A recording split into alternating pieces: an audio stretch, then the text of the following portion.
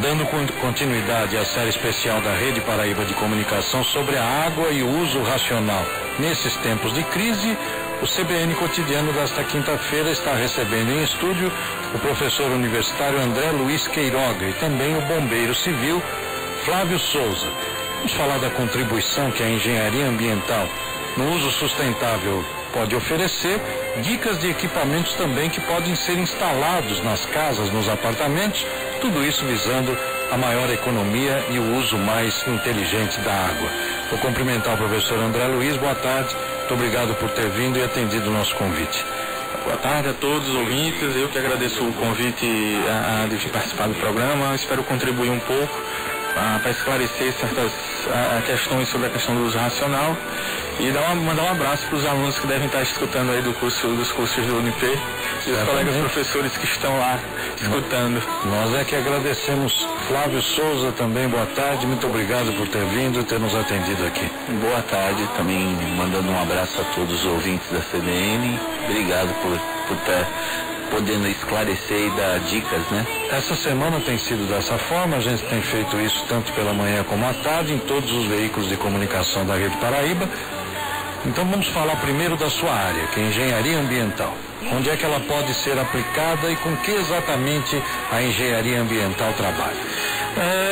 Até para esclarecer, minha formação inicial, eu sou químico, né? Mas a questão da engenharia ou gestão ambiental, ela é uma ciência multidisciplinar. Então, na verdade, a gente procura pegar focos de trabalho, né? Por exemplo, meu foco é mais recursos hídricos, então eu ministro aulas para o curso de engenharia no UNIP e para o curso de gestão ambiental. E a gente procura dar uma abordagem mais dinâmica, mais multidisciplinar desse contexto, porque assim não tem como trabalhar somente com áreas. Vou trabalhar com água, mas a água influencia na questão climática, que influencia na questão de vegetação. Então, dentro dessa ótica dos recursos hídricos, a perspectiva de como melhorar nesses tempos de crise, como você falou, é bem interessante que eu sempre pensei, passo isso nas minhas aulas, ou seja, é mais uma questão política do que técnica. A gente tem como é que eu posso dizer, todos os aspectos técnicos atuais, a tecnologia hoje nos proporciona para serem aplicados, mas politicamente vocês têm dificuldades. Muita dificuldade mesmo. Eu sempre, até aproveitando até que o Flávio está aqui, né, às vezes a gente discute essa questão desses itens ambientais, ecologicamente corretos, que muitas vezes a proeminência do privado pelo público é muito grande. Então, assim, quando a gente observa, às vezes eu dou uma turma de 40, 50 alunos e faço sempre essa pergunta: por que é um aspecto da engenharia ambiental a questão da economia de água? Quantos de vocês, numa turma de 40, tem aquela caixa de descarga ecologicamente correta, que são os 2 botões? Que até o volume é a metade da caixa de descarga normal e tem os 2 botões para as 2 funções. E a resposta é sempre pequena. 2 alunos, 3 alunos. Agora, por quê? Porque é muito caro. A carga de impostos em cima de uma caixa de descarga ecologicamente correta é muito alta. Uma caixa de descarga é R$500. Uma normal com 18 litros é R$100. Então, como é que a gente pode... esse é um exemplo de onde institucionalmente o governo poderia agir na redução de imposto desses itens. Você teria para ajudar nessa questão ambiental. Nós vamos falar muito mais sobre isso com o professor André Luiz. Flávio, você que é bombeiro civil, você deve conhecer muito o equipamento e quais são alguns, antes do repórter CBN, você não vai conseguir falar de todos, mas o que for possível. Alguns específicos, vamos falar num termo mais micro e não tão macro, né? Aquele específico equipamento no dia a dia das casas, dos apartamentos, que podem minimizar o consumo de água, podemos fazer um racionamento dentro da própria casa de uma forma inteligente. De uma forma inteligente, hoje é usado muito a válvula redutora de pressão, que é o básico hoje para se reduzir o consumo de água. Ela diminui a pressão do cano, ela tira a entrada de ar e faz com que o fluxo de água que vá para casa ele diminua pela metade. Ao mesmo tempo, ela também vai diminuir a pressão de água que venha nas torneiras, né? Então, fazendo com que a pessoa reduza o consumo dela pela metade. forçadamente, né? Quer dizer, ela é forçada a reduzir, mas ela não sente muito isso no dia a dia, ela acaba se acostumando com isso? Acaba se acostumando, porque aí ela começa a ser usada pela metade a quantidade que ela faz. Isso seria muito mais para uma pessoa que não tenha consciência, né? Porque existem, como disse o André, descargas ecológicas, hoje válvulas de 1/4 de volta que também já reduzem a quantidade de água, porque vamos por uma descarga ecológica. Hoje a descarga ecológica, ela no fluxo total que é para sólido, ela joga 40 litros de água, entendeu? E uma outra descarga e a outra menor que seria para líquido, ela jogaria 10 litros de água para poder jogar abaixo. E teria o mesmo efeito. E teria o mesmo efeito. Tá certo. São coisas que às vezes a gente não sabe, eu também às vezes sabe e não usa, né? Pois não, Cacá? Deixa eu levantar uma pergunta aqui, porque a gente está dando soluções de válvulas, de caixas de descarga, e às vezes isso é caro pro cidadão de baixo poder aquisitivo. Que alternativas a gente pode colocar para o cidadão com relação a esses produtos? Por exemplo, eu vi outro dia, até no Bom Dia Paraíba, a ideia da caixa de descarga, você colocar uma garrafa PET cheia d'água dentro para você diminuir a quantidade de água ocupando a caixa e você economiza. Além dessa, que outras opções você pode dar para o nosso telespectador, nosso ouvinte, perdão, que não tem um poder aquisitivo tanto assim de poder reformar a casa, instalar uma válvula, trocar a caixa de descarga?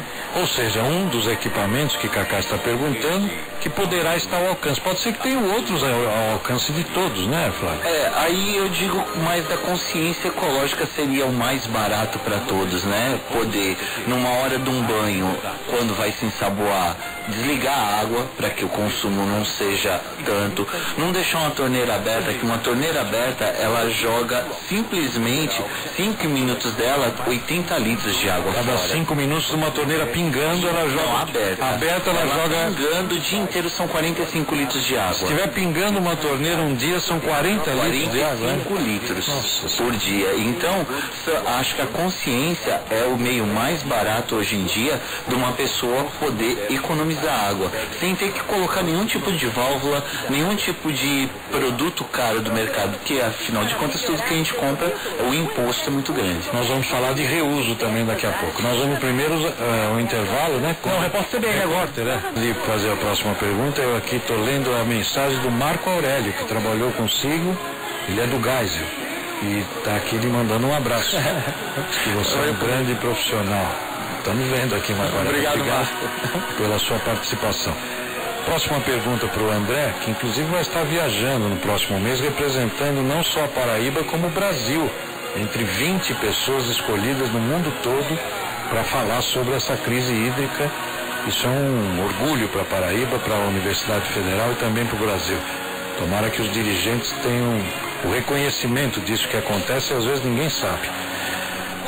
Como especialista, como é que você analisa exatamente essa crise hídrica dessa atualidade que nós vivemos? Você já disse que equipamentos são caros, que muita coisa é feita porque a pessoa não leva a sério, mas a crise hídrica em si, como é que você analisa?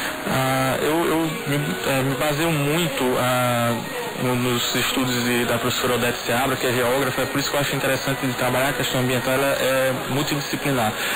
Eu sou químico, então tem uma geógrafa que tem uma área de interesse, a gente começa a discutir esse tipo de conhecimento e é coisa que a gente mesmo criou.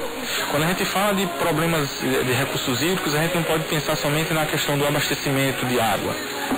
Foi o caso de São Paulo, o caso gritante de São Paulo. Não é só pelo fato de que não chove, que até agora não me conformo, né? Exato. Eu sou de lá, então eu sei que chove na cidade inteira e são grandes trombas d'água, né? Aí, mas na Cantareira não chove. Essa conversa aí não me convence, esse negócio de que na Cantareira não chove.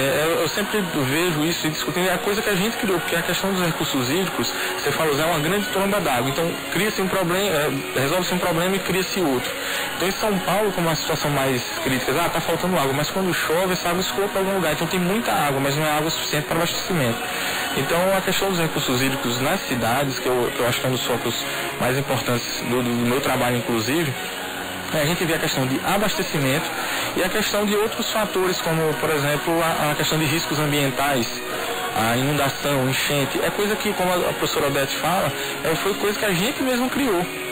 Então a gente observa, não, tudo bem, essa crise hídrica ela está porque a gente não se planejou, a gente não fez o dever de casa. Mas André, isso estourou de uma hora para outra? Não, de jeito nenhum. Já vem há muito tempo. Alertas, sinais tem tido há muito tempo, né? Todos os sistemas de abastecimento, eles têm sistemas de alerta para ver os níveis e medidas podem ser tomadas, né? Eu acho mais gritante, por exemplo, em João Pessoa, focando um pouquinho aqui em João Pessoa, a gente não tem em João Pessoa rios de abastecimento de água, né? A gente vai pegar o rio Jaguaribe, a gente não vai usar, a gente usa a bacia do rio Gramame. Contudo, a gente degrada, ao invés de a gente não preservar, a gente degrada. Então tudo bem, a gente não faz uso dos rios Cuiá, Cabelo, Jaguaribe para consumo de água. Normalmente a maioria da população não faz.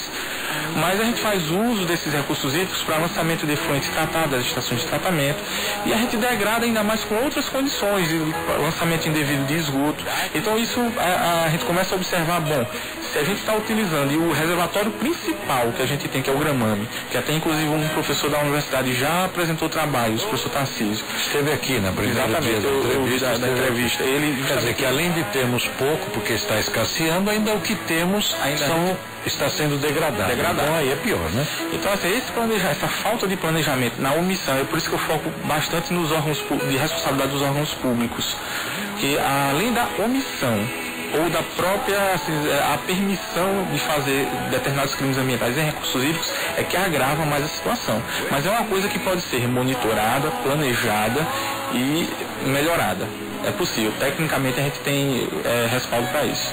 Flávio, existem equipamentos, por exemplo, você já disse um deles, que podem ser instalados, por exemplo, o hidrômetro. Tem alguma coisa a ser feita no hidrômetro que possa melhorar o consumo ou minimizar o consumo com o hidrômetro? Alguma coisa, algum equipamento que possa ser colocado na casa da pessoa? Não, o hidrômetro na realidade ele não pode ser mexido. Ele existe um lacre que é para ele não ser. E aquilo que inventaram há alguns anos aí, que era um hidrômetro que impedia a passagem não sei de que, não sei se era pressão menor, com isso aqui, passagem de ar. Hoje esse hidrômetro não é mais vendido porque a Cagepa hoje aqui, né, na Paraíba, mas acho que em todos os locais em todos os locais do Brasil, eles medem a passagem de ar como contagem de água. Sim. Na realidade. Então é por isso que eu falei dessa válvula redutora de pressão, que ela foi na realidade inventada para poder tirar esse ar. Então ela é instalada antes do hidrômetro para que tire a entrada de ar e para que ele não seja contado, para que o que conte. Bom, aí já entramos mais na parte financeira da conta. Aí não serviria para a economia. Embora essa válvula redutora hoje ela não é de um valor muito caro. Ela custa em torno hoje de R$32. E com isso você acha que a economia imediata já vai quantos por cento na água? Vamos colocar de 30%. Com uma válvula de R$32 você já consegue economizar 30% no consumo de água de consumo. Importante, muito importante. Então, vamos fazer o seguinte, vamos para o intervalo? 4h41, Cacá deixa uma pergunta. Não, tem uma informação. Informação e vamos para o intervalo e voltamos.